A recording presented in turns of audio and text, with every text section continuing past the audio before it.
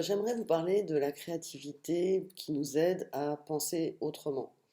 On va parler de créativité artistique, mais pas que. On va parler vraiment de notre créativité qui nous est innée à chacun.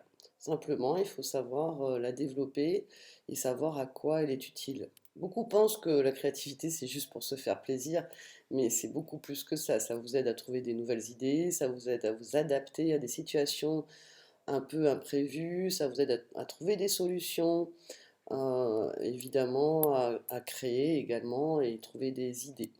Donc la créativité, où se trouve-t-elle dans notre cerveau? Ben, en fait, on ne sait pas trop l'identifier, on sait que c'est la partie du néocortex qui est la principale partie du cerveau à laquelle on fait appel.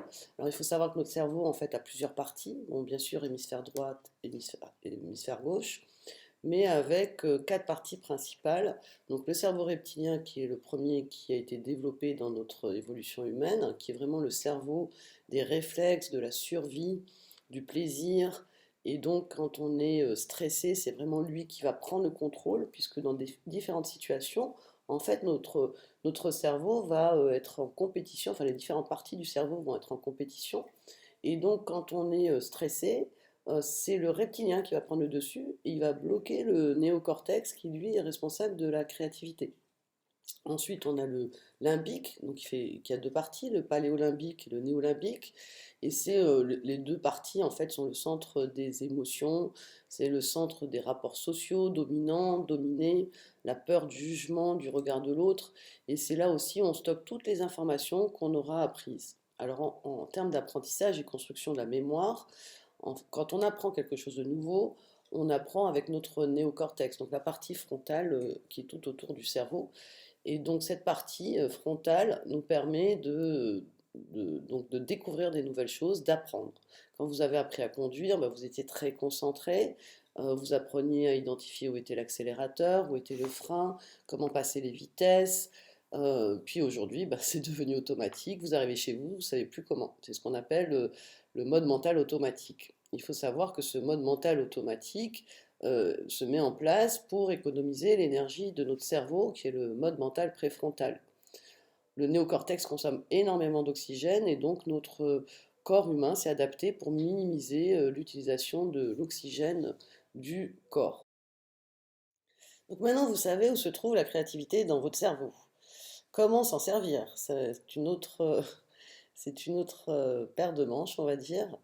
Comment se servir de cette créativité et puis pourquoi s'en servir en fait, hein?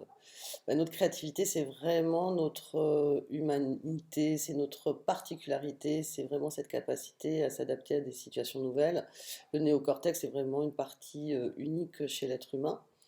Donc cette créativité nous permet bien sûr de trouver de nouvelles idées, de s'adapter au changement. Donc quand il y a des situations de changement brutal et puis on le vit aujourd'hui avec cette crise, ben, il faut savoir s'adapter, peut-être anticiper sur la fin du confinement, comment reprendre le travail, peut-être développer d'autres idées pour votre business, comment se réadapter à une situation qui a changé, que ce soit au niveau des déplacements. Voilà, donc dans les situations de tous les jours, on a besoin d'être créatif pour s'adapter à notre contexte de vie. Effectivement, quelqu'un qui est dans une routine continue ne va pas développer sa part créative parce que ça sera répétitif. Donc, si vous voulez développer votre créativité, essayez de changer une petite chose par jour. Donc, que ça soit dans votre routine matinale, au niveau du lever, bah, prenez votre café avant la douche ou inversez. Quand vous allez au travail, changez de parcours pour aller au travail. Voilà, changer une petite chose par jour. Je ne vous ai pas dit de changer quelque chose d'important, mais vraiment une petite chose pour entraîner votre cerveau à voir autrement. Changer de chemin quand vous faites vos courses avec votre caddie. euh, app- Apprenez à faire les choses autrement et vous allez donc entraîner cette part créative chez vous. Après, bien sûr, il y a l'utilisation bah, du matériel créatif. Donc moi, j'utilise un journal. J'ai mon journal créatif, donc qui me permet de poser mes idées. Alors c'est vraiment tout simple, hein, c'est un simple cahier, mais par contre j'ai plein de feutres, plein de couleurs. Je m'amuse à présenter les choses sous forme de mind map différentes. Et donc pour la créativité, j'ai fait un mind map que vous pouvez trouver dans cette vidéo. Donc pourquoi cette créativité? C'est aussi pour se réaligner avec ce qu'on aime vraiment. C'est-à-dire qu'on va aller chercher nos émotions, de plaisir. On va être plus authentique, on va laisser parler notre cœur. Bien sûr, il ne faut pas se mettre dans une situation de stress, puisque si vous êtes en situation de stress, vous ne pouvez pas être créatif. Hein, si on vous dit, bon, maintenant il faut trouver une idée, vas-y, trouve l'idée, mais que vous êtes bloqué, c'est impossible, vous ne pourrez pas trouver l'idée. D'ailleurs, quand on est en situation de blocage, à soi-même, on se dit, bon, allez, je me calme, je respire, j'inspire. Donc j'inspire, c'est l'inspiration, hein. On revient sur la métaphore et la réalité en fait de l'inspiration pour pouvoir ensuite expirer des nouvelles idées, produire, créer quelque chose de nouveau.